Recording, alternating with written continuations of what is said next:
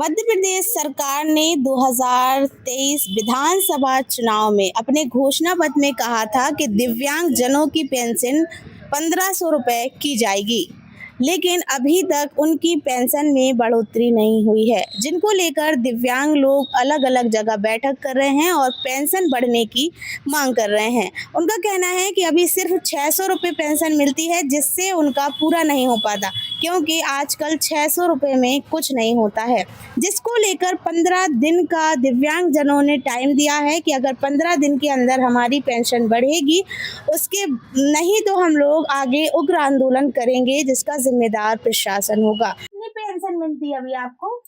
हमको 600 रुपया मिलते, तो सारा पैसा नहीं होते, हम उसमें कौन पूरा पाते हैं, पूरा नहीं हो पाता। हाँ नहीं तो होता। कैसे आप अपने घर का खर्चा करती हैं? न करिया बीन ले आते तो चुल्लो चले आते, और तो कुछ किसी को काम वाम करे आते तो थोड़ी बहुत दे दिया तो उसी में चलाते रहते। उतने में का होते न सब्जी कितनी महंगी सब्जी है, सरफ है, साबुन है, हर चीज लेने हैं, और न कपड़ा तो खरीद ही नहीं पाते, है ना।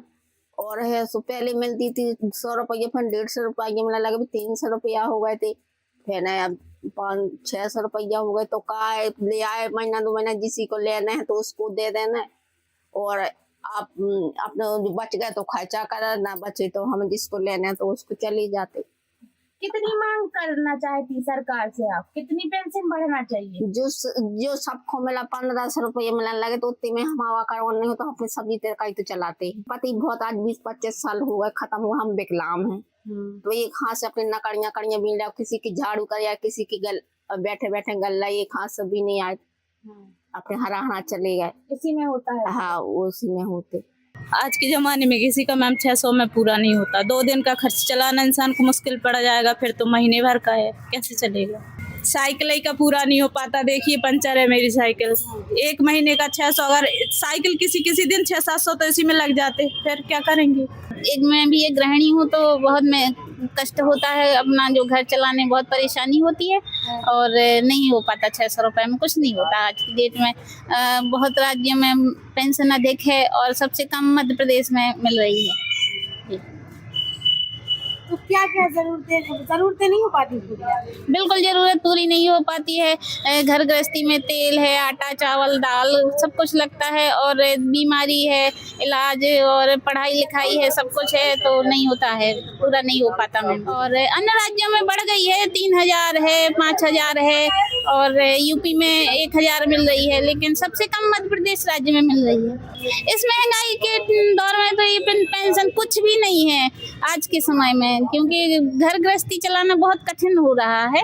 तो किसके संज्ञान में आप लोग ये बात लाए हैं अभी तक? हम लोग छतरपुर जिला के जितने भी संगठन है वो सब एक होके काम करने के उद्देश्य से करने के लिए कह रहे हैं।